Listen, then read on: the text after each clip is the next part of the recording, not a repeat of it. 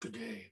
My name is Trevor Goward, and today I'd like to speak to you about a program of the Land Conservancy of British Columbia called Deertrails.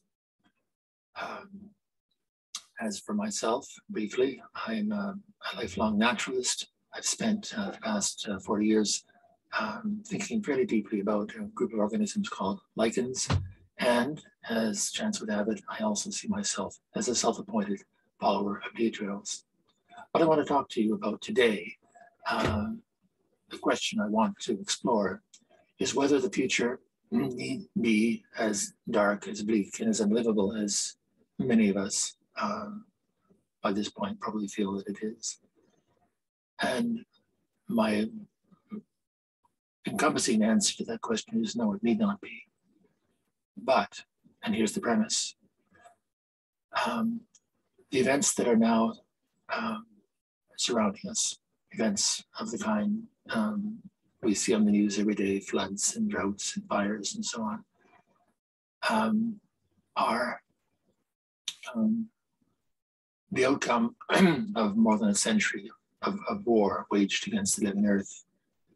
The premise is that if we want to make some sort of a change, a shift in our destiny as a civilization at least, and perhaps even as a species, we need to find a way to reconcile ourselves with the world we inhabit, the living world, and go from there. Let's see if we can't get the show on the road here.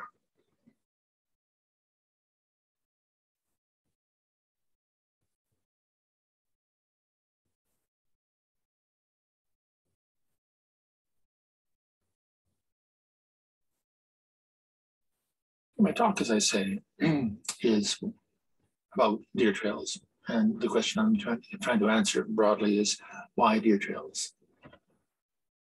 But let me situate myself first, since that's important to me. I live in a valley about 2.5 hours, 6 hours northeast of Vancouver, let's say, and about 2 hours north of Kamloops. It's called the Upper Clearwater Valley, and this is the valley where I've played out my the last 40 years of my life. I'm by no means the first person to inhabit this valley. I'm merely the latest in a long tradition of habitation, which goes back a long time. This needs to be acknowledged. I begin with the observation that the settler society that I belong to is it's really not present in the world in the way other cultures have been and other cultures are. I like to put it in simplistic terms. I like to think of us as tourists. We roam about, we consume, we take our pictures and for later showing, and then we move on. But that's not the same thing as inhabiting a place.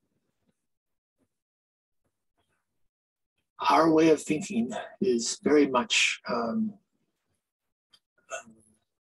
the offshoot of a number of thinkers who lived in the 16th and 17th century, the Enlightenment thinkers, we call them. The thinker I'd like to focus on just now is Sir Francis Bacon, who came up with the idea that we could become, as a civilization, more powerful and more in control of our destinies if we would begin to interrogate the living world and the non-living world in ways that ways that become the foundation of science. He suggested that nature should be bound into service, hounded in her wanderings, and put on the rack and tortured for her secrets. And so it's been done. The lifestyles of convenience and of ubiquitous and instant connections with the with other parts of the globe and indeed with other parts of the universe have all been made possible by this, by his suggestion. But I'd like to suggest that that suggestion, our behavior toward the living world and the creatures in it, has come at a cost. For starters, the Enlightenment, and we're all children of the Enlightenment, is based on the idea that the world is determinate. It's predictable, it's knowable, that we can understand the world, and that by focusing on our rational aptitudes, we can learn all we need to know and everything there is to know about the world, God, of course, notwithstanding, or maybe accepting.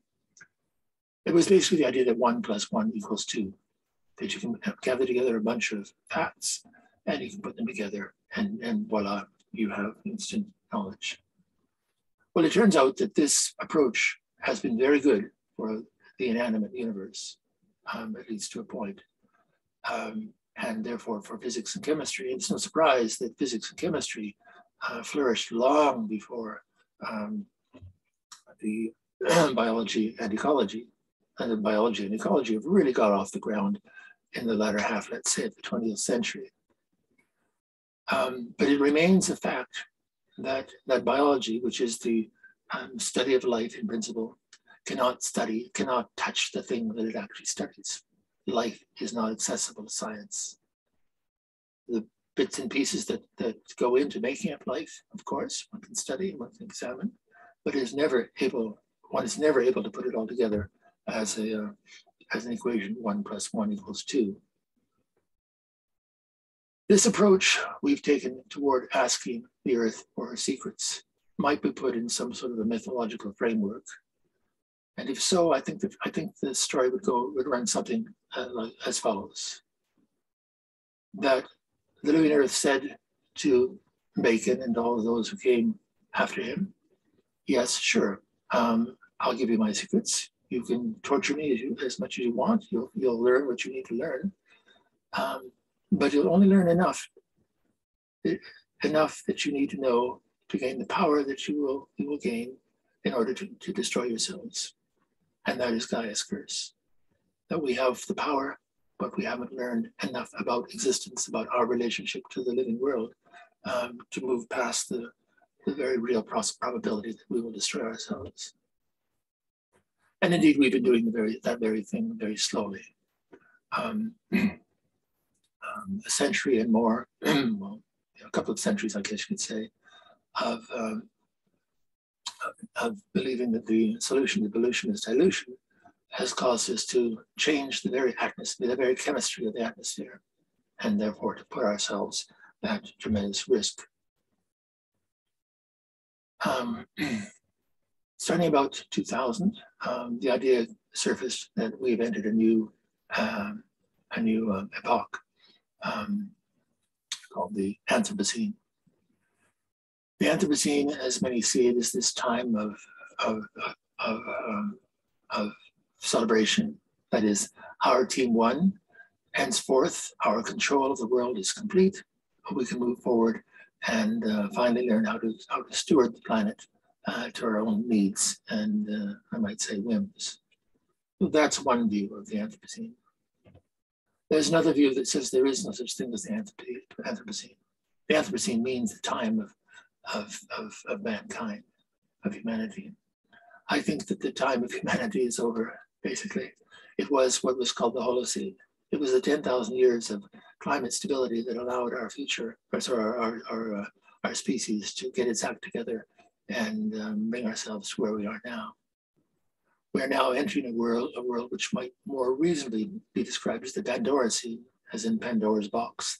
The lid being open, all the evil of the world having flown out into the world, and all that's really left is hope. I think some of us now realize that we no longer inhabit a time where it's one thing after another.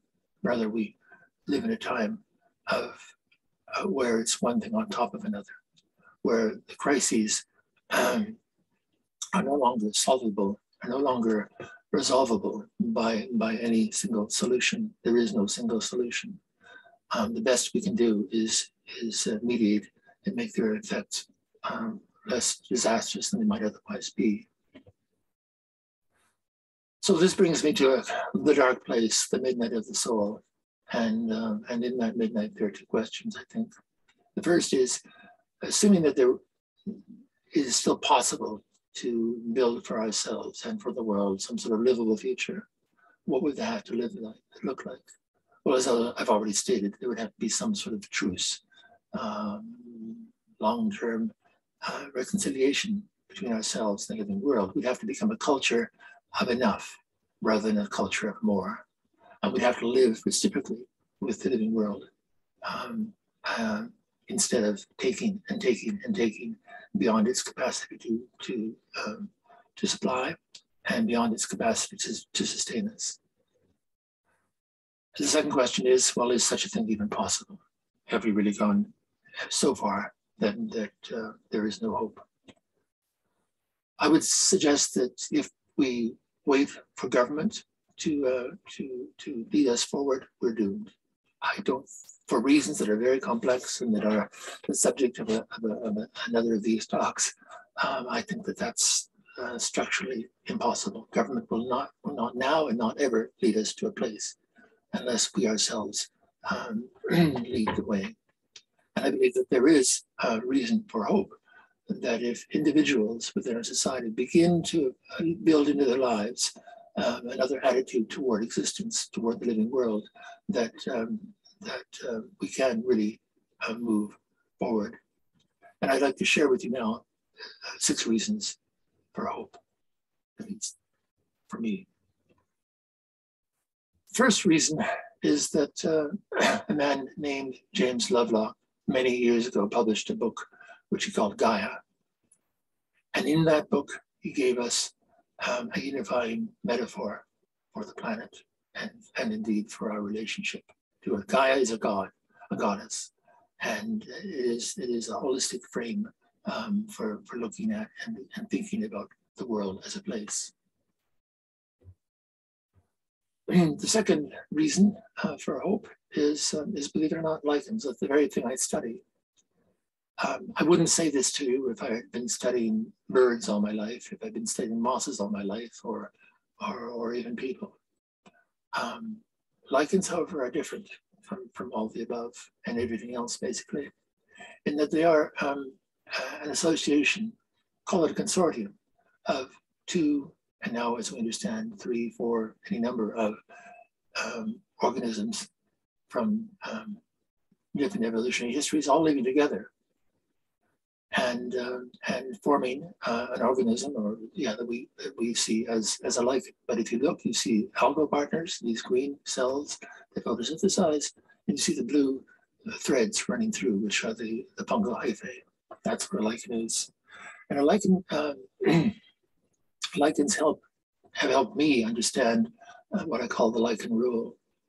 That's a rule applicable to any living system, including our own system of life that allows us to exist to the present time on Earth.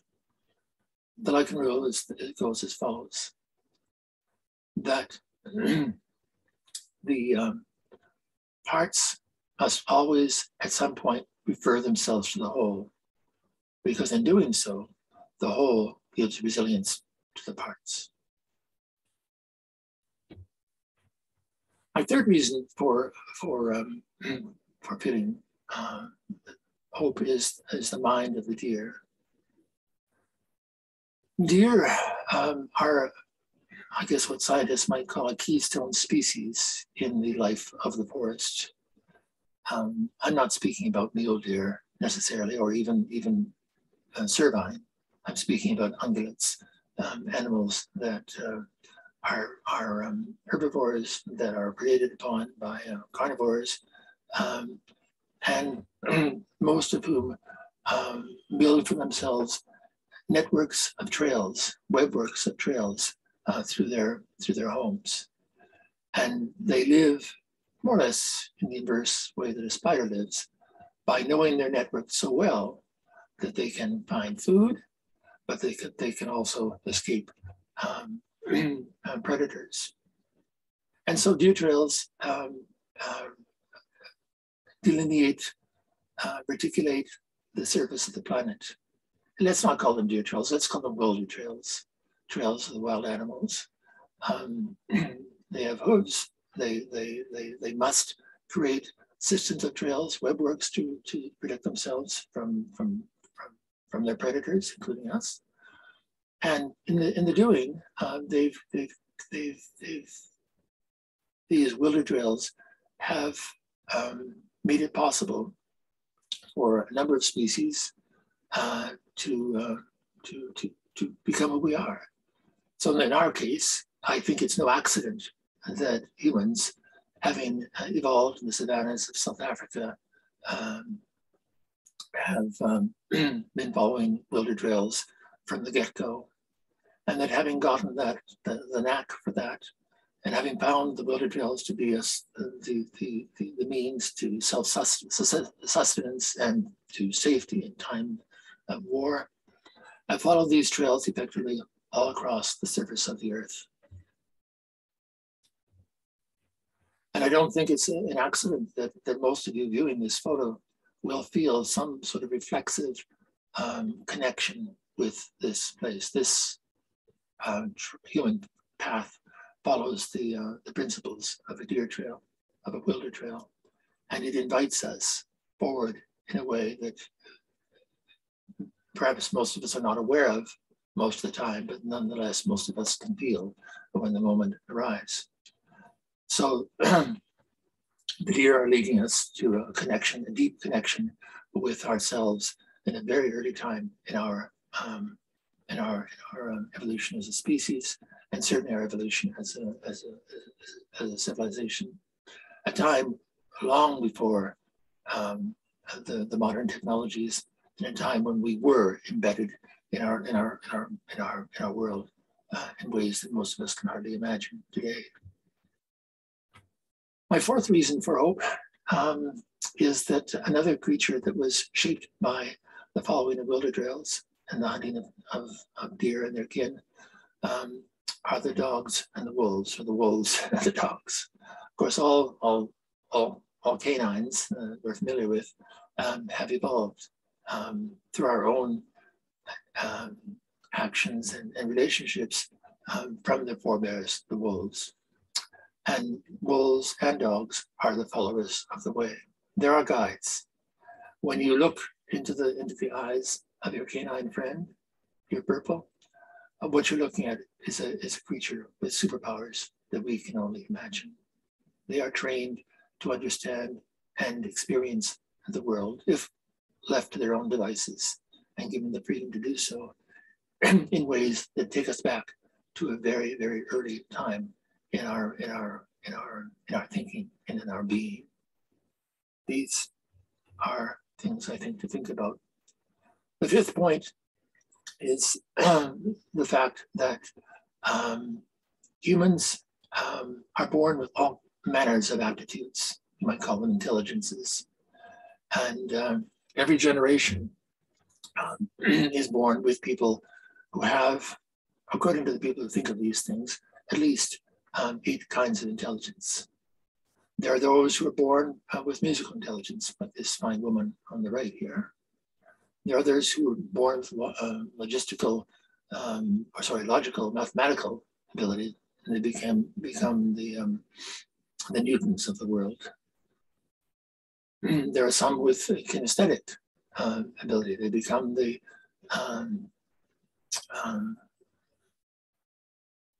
what shall we say? I suppose the sports people. They become the heroes of the track and field, the Olympics.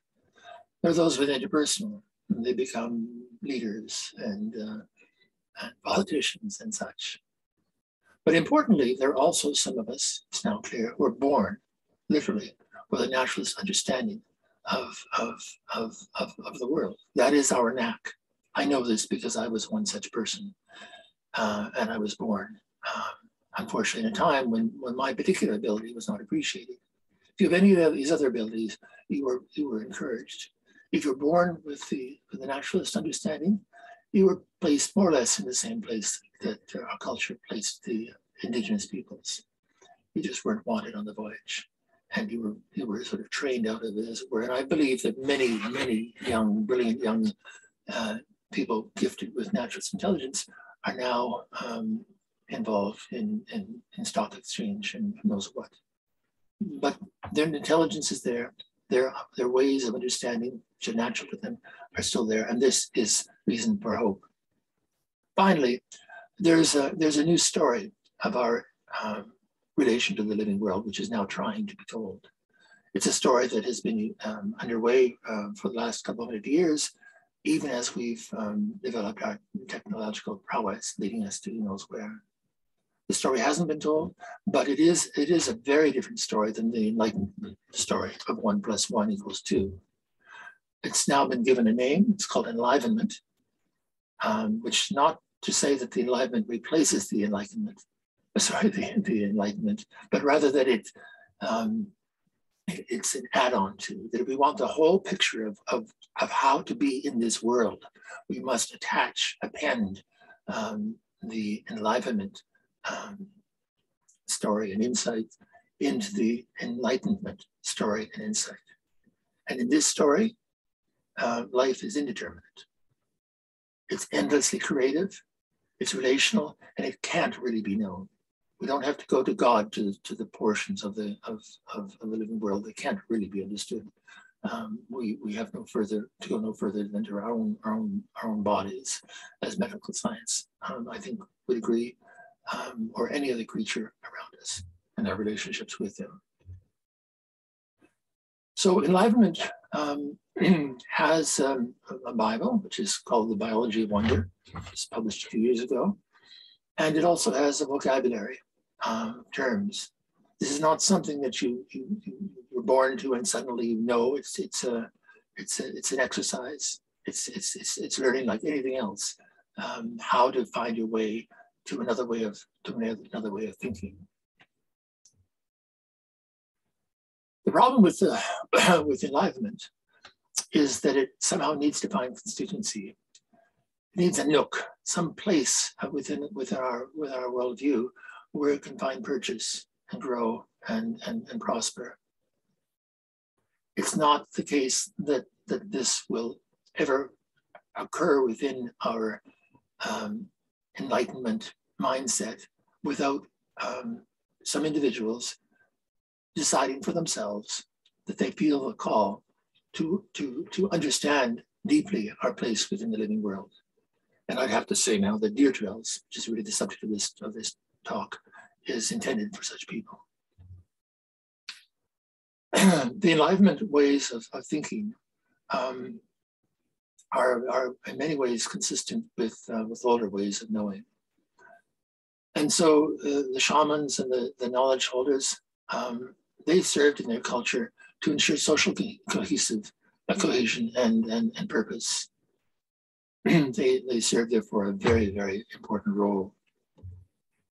In our culture, we have got institutionalized religion, which does the same. It helps to ensure cohesion and to give us purpose, meaning to our lives. So what we need is a Gaian counterpart. It's a story, a way of seeing that helps to ensure cohesion and purpose with respect to our relation with the living earth. Again, this story is consistent with indigenous teachings, but it also needs to be consistent with science and with the philosophy of science, what we know.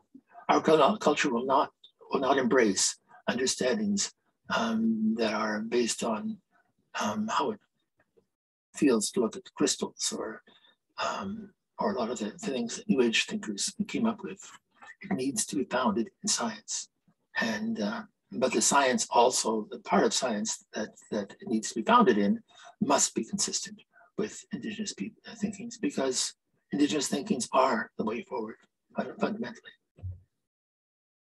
So there's really an as yet unnamed vocation for people who happen to have been endowed with naturalist mindset, naturalist intelligence. This is my message for today. And in the past, the naturalists have served a number of functions. In the 18th and 19th century, they were basically attachés of empire. They were those who came with the explorers to bring back the wealth of unexplored, quote, unexplored continents to their mother country. More recently, they become adjuncts of science. And they do citizen science, and they monitor biodiversity, and they really kind of sidekicks, I guess, of the real people who are the scientists. But I think that in the future, the naturalist will find other roles to play in society. That they will be, among others, the advocates of enough. And they will be our ambassadors to the wild. Not many of them, but enough.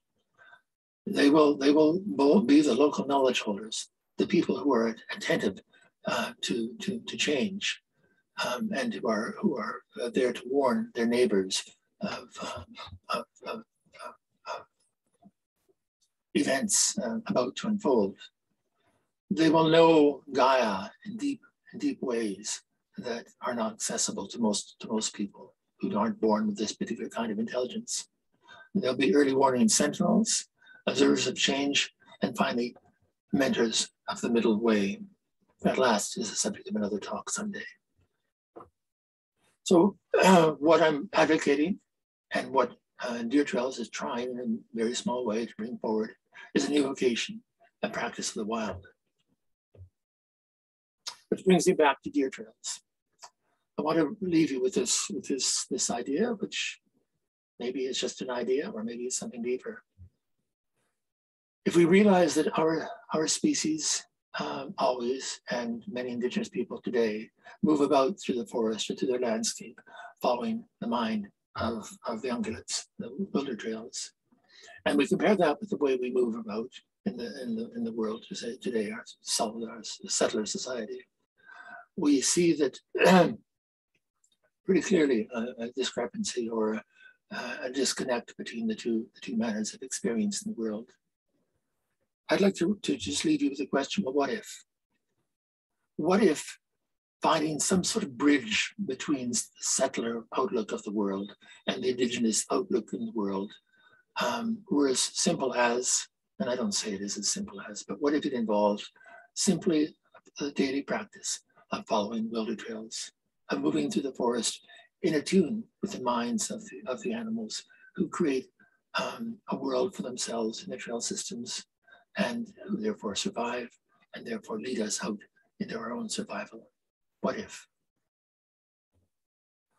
So anybody who finds themselves, finds that what I've talked about resonates with them, I hope that they'll consider taking part in one of the Deertrails programs.